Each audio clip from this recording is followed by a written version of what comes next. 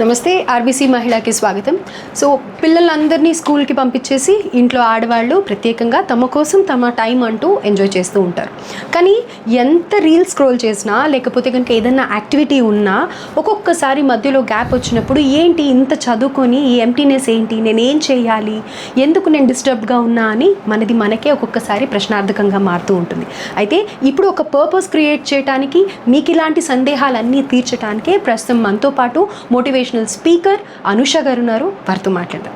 Hello Anusha గారు, నమస్తే. నమస్తే. సో లేడీస్ అందరు కూడా ఇప్పుడు కొంచెం పీస్ఫుల్గా అన్నీ బ్యాక్ టు నార్మల్ వచ్చేసారని చెప్పుకోవాలి.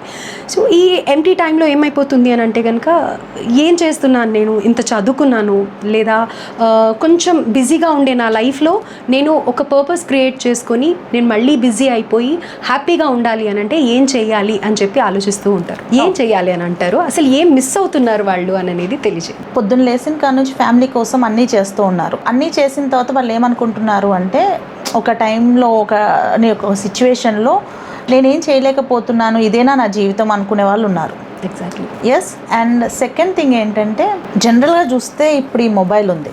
ఓకే, మొబైల్లో ఈ ఛార్జింగ్ అయిపోయింది మొత్తానికి 0%. నేను అర్జెంట్గా ఫోన్ చేయాలి, ఎలా చేయగలుగుతానా? No option. చేయలేను కదా. సో ఇప్పుడు మన ఎనర్జీ కూడా డ్రైన్ అవుతుంది ఇంట్లో ఉండే ఆడవాళ్ళకి. వాళ్ళు దాన్ని రీఛార్జ్ చేసుకోవాలి. ఓకే. పొద్దున్న లేవడము, ఒక రొటీన్ లైఫ్ అలవాటు పడిపోయి, అంటే వాళ్ళకంటూ ఒక వెల్ ప్లాన్డ్ లైఫ్ లేకపోవడం వల్ల ఏదో ఒక తెలియని ఒక యాంగ్జైటీకి గురవుతున్నారు. అది ఓవర్ థింకింగ్ అవ్వడం, ఒకటే పనిగా అదే వచ్చిన రిపీటెడ్ ఆలోచనలతోటి సతమతం అయిపోవడం. సో ఇప్పుడు రీఛార్జ్ ఎట్లా చేసుకోవాలో తెలియదు. అంటే లోపల అది ఉంది, ఆ మౌంటైన్ ఉంది, ఆ అగ్నిపర్వతం ఎలా పగలగొట్టేసేయాలి అది తెలియట్లేదు. అది తెలియాలి అంటే మనం మన ఆలోచన విధానాన్నే మార్చుకోవాలి. ఓకే, ప్రపంచంలో ఎక్కడికి వెళ్ళినా ఎవరు చెప్పినా కానీ, పెద్ద పెద్ద మహానుభావులు కానీ, రిలీజియస్ పీపుల్ కానీ, ఇంకా టెక్నికల్ పీపుల్ ఎవరైతే ఉన్నారో కానీ, ఇన్నోవేటర్సే కానీ, అందరూ కూడా ఒక దాని మీదకి వచ్చారు, ఇది కరెక్ట్ అని. అదేంటి అంటే థాట్. ఓకే. థింకింగ్ అనే దాన్ని ఎవ్వరు కూడా అంటే తప్పు పట్టలేదు. ఏ రిలీజన్ అయినా కానీ అంటే జనరల్గా కూడా మన యద్భావం తద్భవతి, ఇట్లా ప్రతి ఒక రిలీజన్లో కూడా థాట్లో నుంచే మనిషి యొక్క ఆవిష్కరణ అనేది బయటపడుతుంది, వాళ్ళ యొక్క అస్తిత్వం అనేది బయటపడుతుంది అనేది మనకి థాట్ ప్రాసెస్లో ఉంటుంది. సో నేను ఇంతే ఉన్నాను, నేను బాగోలేను, నాకు నా లైఫ్ ఏంటి అని ఇలాంటి థాట్లోంచి బయటికి రావాలి. ఎప్పుడు సాధ్యం అవుతుంది అంటే, జనరల్గా కూడా మనకి ఏమైపోతుందంటే, విమెన్ అంటే ఏదైనా అంటే ఒక అడుగు ముందుకు వేసైనా ఏదైనా చేద్దామన్నా, లేదు వాళ్ళ ఇంట్లో తన ఏదైతే ఉంటుందో ఇంట్లో ఎవరికైనా హెల్ప్ చేద్దామన్నా, ఇలాంటి ఆలోచనలు ఉన్నప్పుడు తను అలా చేసుకుంటూ పోతుంది. ఎందుకు అంటే విమెన్కి ఒక ట్యాగ్ లైన్ పెట్టేశారు, నువ్వు ఇలానే ఉండాలి అని. నువ్వు ఏదైనా ఎక్స్ప్రెస్ చేయకూడదు, ఏదైనా గట్టిగా మాట్లాడకూడదు, వీళ్ళు గట్టిగా మాట్లాడితే తప్పు అని, ఇట్లాంటివన్నీ చెప్పడం ద్వారా తన మౌనంలోకి వెళ్ళిపోయింది. మౌనంలోకి కొంతవరకు వెళ్తే ఓకే, బట్ అదేంటి నేనేంటి ఇలా అయిపోతున్నానని తెలుసుకొని కూడా నువ్వు ప్రశ్నించుకొని నీ లోపల ఉన్న ఆ ట్రూ పవర్ ఉన్న పొటెన్షియల్ ఉన్న పర్సన్ని నువ్వు చూడట్లేదు అంటే సమ్ కమి మనలోనే ఉంది. మన ఇంట్లో వాళ్ళ కాదు, వాళ్ళు ఆపుతున్నారు వీళ్ళు ఆపుతున్నారు అని బ్లేమ్ చేయొద్దు ఎవరిని కూడా. ఎందుకంటే మనం ఒక ప్యాటర్న్కి అలవాటు పడిపోయింది మన బ్రెయిన్. ఒక ప్యాటర్న్కి, ఒక లివింగ్కి అలవాటు పడిపోయాం, ఒక మాటకి అలవాటు పడిపోయాము. ఆ మాటని మనం చేంజ్ చేసుకోవట్లేదు. ఎగ్జాక్ట్లీ. సో అంటే ఇప్పుడు మార్చుకోవాలని ఉంటుంది. ఇప్పుడు ఏమైనా చూస్తామండి యూట్యూబ్లలో, వీటిల్లో మేము చేంజ్ అవ్వాలనుకుంటూ ఉంటాము. బట్ టన్నులు కొద్ది వీడియోలు చూసినా మార్పు లేదు. అంటే యథాతథా లైఫ్ ఉంటుంది అని. ఎందుకు అంటే మనం స్ట్రాంగ్గా మనల్ని మనం బిల్డ్ చేసుకోవట్లేదు. మీకు ఒక స్టోరీ చెప్తా. యూజువల్గా మన లైఫ్ ఎలా ఉంటుంది అనే దాని మీద, ఒకసారి అంటే గుడి ఉంటుంది. ఆ గుడి దగ్గర ఒక ప్రాంతం ఉంటుంది. ఎప్పుడు కూడా 2 వేస్ ఉంటాయి అన్నట్టు, ఈ వే ఉంటుంది. అందరూ ఒక వేనే యూజ్ చేస్తారు. ఈ వే అంతా కూడా ఎవరు యూజ్ చేయకుండా ఉండేది కొంచెం పాడుపడ్డట్టు అయిపోయింది అన్నట్టు. ఎందుకు వెళ్ళట్లేదు అనేది కనుక్కుంటే అక్కడ పాములు ఉన్నాయి ఆ ఏరియాలో. సో అందరూ వెళ్ళడం మానేశారు అనేది అని వాళ్ళకు ఒక అవేర్నెస్ వస్తుంది అన్నట్టు. ఓకే. సో అప్పుడు ఒక గురువు, పెద్ద ముని ఋషి ఉన్న గురువు ఆ ఏరియాలో వెళ్తుంటే అందరూ వద్దు వద్దు వద్దు వద్దు అక్కడ నీకేదో అవుతుంది అంటే అసలు వెళ్ళి చూస్తేనే కదా తెలుస్తుంది అక్కడ ఏమైద్ది అని. సో అక్కడ వెళ్తే 2 పాములు కనిపిస్తే వాళ్ళతో చెప్తాడు. సో ఈ ఏరియా అంతా చూసారా పాడుబడిపోయినట్టుగా అయిపోయింది, మీకు కూడా ఎలా ఉంది ఇక్కడ మంచిగా అనిపించట్లేదు, సో మీ పని మీరు చేసుకోండి, వాళ్ళ పని వాళ్ళు చేసుకుంటారు, దీనికి ఒక దారేద్దాము వెళ్ళనియండి అని చెప్తాడు. వాళ్ళ ఆ పాముల్ని ఇన్ఫ్లుయెన్స్ చేస్తాడు ఆయన మాటలతో. సో అప్పుడు ఆ పాములు కూడా సైలెంట్గా ఉండిపోతాయి. సో అందరికీ చెప్తాడు, నేను అక్కడ ఉన్న పాములకు ఒక మంత్రం వేశాను, సో అవి మీకైతే మిమ్మల్ని కరవవు, మీరు ఆ దారిని వాడుకోవచ్చు అన్నాడు. ఈ దారి చాలా దగ్గరైన దారి కానీ క్లోజ్ అయింది కదా అని ఇది వాడడం మొదలుపెట్టారు.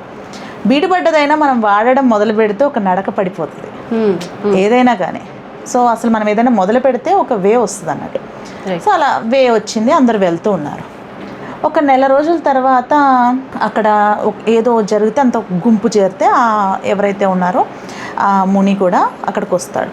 వచ్చేసి ఆ మహాముని కూడా చూస్తాడు. అక్కడ చూస్తే అక్కడ ఒక పాము చచ్చిపడి ఉంటుంది, ప్రాణాల కొనరు ఊపిరితోటి ఉంటుంది అన్నట్టు. దాన్ని చూసి జాలి పడతాడు.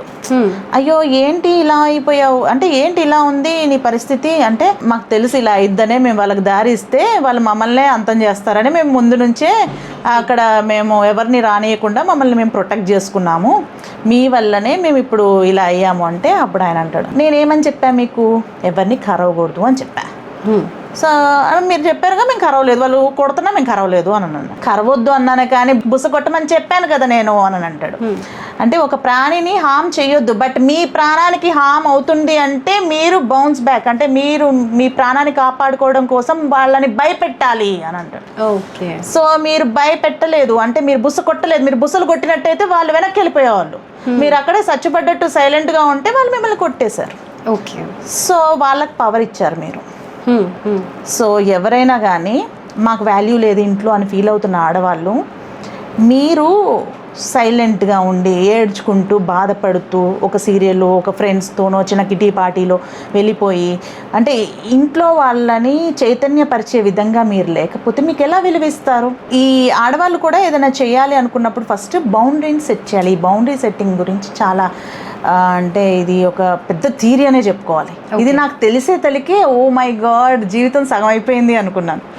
మనం ఏమిటంటే కాన్ఫిడెన్స్కి ఓవర్ కాన్ఫిడెన్స్కి మధ్యలో నలిగిపోతూ ఉంటాం. ఇప్పుడు గట్టిగా ఏదని చెప్పేసి ఓవర్ కాన్ఫిడెంట్ అయిపోయారు అనుకుంటాం, సో అలానే సైలెంట్గా ఉంటే వీళ్ళకేం చేత కాదు అన్నట్టుగా. సో అలా ఉండకూడదు అండ్ ఇలా ఉండకూడదు అంటే మధ్యలో ఒక స్మూత్ లైన్ ఉంటుంది అన్నట్టు. అదే మనకి మనం ప్రియారిటీ చేసుకోవడం. ఓకే, ఎప్పుడైతే మనకి మనం ప్రియారిటీ ఇస్తామో అది సెల్ఫిష్ కాదు. చాలామంది సెల్ఫిష్లా ఫీల్ అవుతారు. ఇప్పుడు అందరు జనరల్ మదర్స్ ఉంటారు, సో పిల్లల్ని వాళ్ళని చూసుకుంటారు, అయ్యో మేము వాళ్ళకి టైంకి ఫుడ్ పెట్టకపోతే ఏదో అయిపోతుంది అంటే ఓ రోజు తినకపోతే ఏమైనా అవుతుందా? లేదు, అసలు వాళ్ళు చేయడం ఎలానో నేర్చుకోవాలి. అన్నీ స్పూన్ ఫీడ్ మనమే చేస్తూ ఉంటే స్పూన్ ఫీడింగ్ అంతా వాళ్ళు ఎప్పుడు నేర్చుకుంటారు?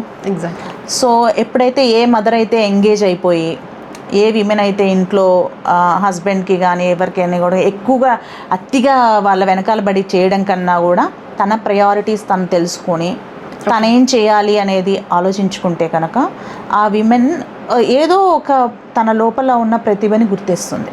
మన దేవతలు ఉంటారు కదా, అష్టలక్ష్ములు అంటారు. సో ఒకలాగే ఉండమని లేదు, అష్టలక్ష్ములు అన్నారు, 8 టైప్లో విమెన్ ఉండాలి. సో ఒకలాగే ఉండిపోతే ఎలా? సో నీ లోపల ఉన్న కరుణ ఉంటుంది, నీ లోపల ఉన్న ఏదో అంటే కరేజ్ ఉంటుంది, గజలక్ష్మి ఉంటుంది. సో ప్రతి లక్ష్మి చాలా యూస్ఫుల్ మనకి.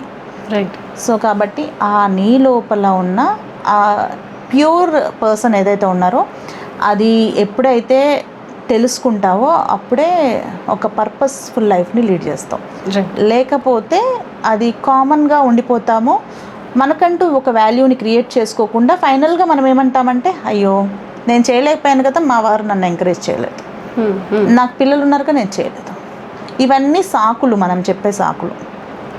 సో ఈ ఎక్స్క్యూజెస్ నుంచి ఎప్పుడైతే బయటకు వేస్తామో ఒక స్టెప్ ఫార్వర్డ్, అప్పుడే మన లోపల ఉన్న ఆ రియల్ పొటెన్షియల్ ఉన్న లక్ష్మి బయటకు వస్తుంది. లేకపోతే మనం మనకే యూజ్ అవ్వం. ఇంకా ఒక ఆవిడ నాతో పర్సనల్గా మాట్లాడారు, వాళ్ళ పాపనంట ఆవిడ ఊరికే విసుక్కోవడం కసురుకోవడం చేస్తుందంట. సో వీళ్ళు అనుకుంటారు మేము మా పిల్లలకి చాలా టైం ఇస్తున్నామని, సో రివర్స్లో వాళ్ళ పిల్లలు ఏం చెప్తారంటే, ఆ పిల్ల వచ్చేసి నాకు నేను అప్పట్లో కన్సల్టెంట్ కౌన్సిలర్గా చేసేదాన్ని స్కూల్స్లో. సో ఆ పాప చెప్పేది ఏంటంటే, నాకు మా మదర్ నుంచి పీస్ లేదండి అని చెప్పింది. సో ఆ మదర్తో పిలిచి మాట్లాడితే ఏంటంటే, ఈ మదర్కి విపరీతమైన యాంగరు, ఫ్రస్ట్రేషన్ వస్తుంది. అది ఏంటి, ఈ 30s 40sలో ఉన్న మిడ్ టైంలో వస్తుంది అన్నట్టు. ఎందుకు వస్తుంది అంటే, నీ కళలు, కోరికలు అణిచివేయబడ్డాయి. ఓకే. ఆ అణిచివేయబడ్డ ఆలోచనలో నుంచి ఏదైతే ఉంటాయో డ్రీమ్స్ కానీ డిజైర్స్ని ఫుల్ఫిల్ చేసుకోలేదు కాబట్టి ఆ కోపము, ఫ్రస్ట్రేషన్ అంతా పాప మీద చూపిస్తున్నావు నువ్వు. ఇలాంటి మదర్స్ ఎంతమంది ఉన్నారు ఇళ్లలో, ఆడవాళ్ళు. ఆ ఫ్రస్ట్రేషన్ హస్బెండ్ మీద చూపిస్తారు. వాళ్ళకి తెలియదు వాళ్ళు ఎందుకు అలా చేస్తున్నారు. ఇన్సైడ్ వాళ్ళకి ఒక చిన్న హ్యాబిట్ అనేది కూడా లేకపోవడం వల్ల, నీకు చిన్నప్పటి నుంచి స్కూల్లో నువ్వు చదువుకున్న చదువు కాకుండా నీకు ఏదో ఒక ఎక్స్ట్రా కరిక్యులర్ యాక్టివిటీ, ఒక హాబీ ఉంటుంది ఎవరికైనా కానీ. మీకు ఏమన్నా హాబీస్ ఉన్నాయా అలా? డెఫినెట్గా ఎవరికైనా ఉంటాయి కదా. యూజువల్గా నాకైతే రైటింగ్ ఉండింది. ఇవాళ మీతో మాట్లాడుతున్నా అన్నాక నేను ఎప్పుడూ రాసుకుంటూ ఉంటా. సో రైటింగ్ అనేది నాకు హ్యాబిట్ అన్నట్టు. ఏదైనా ఉంటే అది ఏంటంటే, రాయమ్మా అంటే మళ్ళీ అకాడమిక్ బుక్స్ రాయను, అది అసలు ఇష్టం ఉండదు, అది చదవడం ఇష్టం ఉండదు అసలు. కానీ ఇదేంటంటే, నా లోపల ఉన్న భావాలు, ఆలోచనలు ఒక కవిత రూపంలో రాయమన్నా నేను ఫ్రేమ్ చేసుకొని రాయగలుగుతాను. అంటే నాకు అదొక ఇంట్రెస్ట్ అన్నట్టు, క్రియేటివ్ రైటింగ్. కొంతమందికి డ్రాయింగ్ అంటే ఇష్టం, పెయింటింగ్ అంటే చాలా ఇష్టం ఉంటుంది. సో ముగ్గులు వేయడం అంటే ఇష్టం ఉంటుంది. ఆ ముగ్గులు వేయడం అనేది చాలా గొప్ప ఆర్ట్. విమెన్కి నిజంగా మన ఏన్షియన్ డేస్లో ఎందుకు పెట్టారా అనిపించింది రియల్గా చూస్తే. ఏంటంటే ఎంత కాన్సన్ట్రేషనో కావాలి. సో కాబట్టి మన కాన్సన్ట్రేషన్ స్కిల్స్ని పెంచుతూ ఉంటుంది. మనకు ఆ టైంలో అదొక మెడిటేషన్. Right, exactly. ఇప్పుడు పొద్దున్న లేస్తే ఎంగేజ్మెంట్ లేదు మనకి. సో ఇట్లాంటివన్నీ చేయడం ద్వారా నీకంటూ ఒక ఎంగేజ్మెంట్ వస్తుంది, నీకంటూ ఒక డిస్టర్బెన్స్ ఉండదు. లేకపోతే ఓవర్ థింకింగ్ ఎందుకు చేస్తున్నావు, పిల్ల మీద అదే పనిగా ఫ్రస్ట్రేటెడ్ ఎందుకు అవుతున్నావు. సో ఒకటే ఆలోచన రిపీటెడ్గా ఆలోచించేసి నువ్వు డిస్టర్బ్ అయిపోతున్నావు. ఎగ్జాక్ట్లీ. సో అది ఫ్రస్ట్రేషన్ లాగా ఉండిపోయి, బ్లాక్స్ లాగా అయిపోయి మనసులో కానీ మైండ్లలో అవి ఏవి కూడా సరిగ్గా ఛానల్ కాక, సో అది ఆ పిల్లలు, నేను చాలామంది పిల్లలతో మాట్లాడిన తర్వాత నాకు అర్థమయ్యేది ఏంటంటే, ఇంట్లో మదర్ యొక్క ఇన్ఫ్లుయెన్స్ వాళ్ళ మీద చాలా ఉంటుంది. మదర్ ట్రోమాటిక్గా ఉంటే ఆ పిల్లలు అకాడమిక్ పర్ఫార్మెన్స్ బాగోదు. సో ఇలాంటివన్నీ మాట్లాడిన తర్వాత నాకు అర్థమైంది ఏంటంటే, ఫస్ట్ ఆవిడని ఎంగేజ్ చేయండి. మీ ఏదైతే ఉందో చిన్నప్పుడు హాబీతో ఒకటి కనెక్ట్ అవ్వండి. మీకు ఇష్టమైన పని ఏదో ఒకటి చేయండి. ఒక 21 days అలా చేయండి, మీలో ఒక చేంజ్ వస్తుంది, మీ కోపం అది తగ్గుతుంది అని చెప్పి ఫస్ట్ ఆ పిల్లకి కన్నా కూడా ఆ మదర్కి ఒక యాక్టివిటీ ఇవ్వడం ద్వారా ఆవిడ తనని ఎంగేజ్ చేసుకున్న తర్వాత ఓకే, తన ఫ్రస్ట్రేషన్ లెవెల్స్, స్ట్రెస్ లెవెల్స్ తగ్గినాయి. రైట్.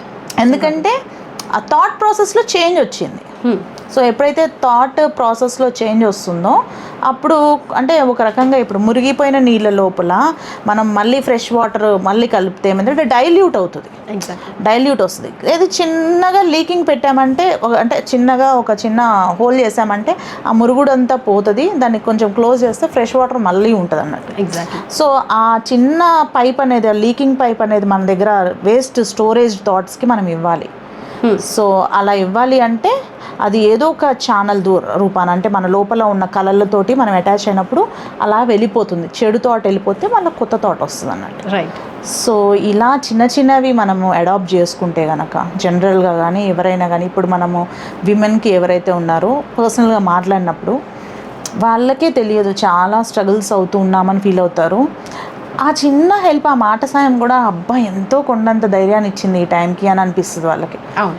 సో ఇలా ఇలా మొత్తంగా చూసుకుంటే కనుక ఫస్ట్ ఏదైతే వాళ్ళ థాట్ ఉంటుందో ఆ ఎంటీనెస్ని ఫుల్ఫిల్ చేయడానికి ఓవర్ థింకింగ్ కానీ లేకపోతే డిప్రెషన్ అని కానీ ఇలా ట్యాగ్ చేయకుండా, ఒకరి నుంచి లవ్, రెస్పెక్ట్ చేయకుండా వాళ్ళకు ఉండే స్కిల్ని ఆ ఖాళీ టైంలో ట్యాప్ చేస్తే దే కెన్ బ్లూమ్ అని అనేసి అని అంటారు. అంతేనా? ఎస్. థ్యాంక్ యూ అనుష గారు, థ్యాంక్ యూ సో మచ్.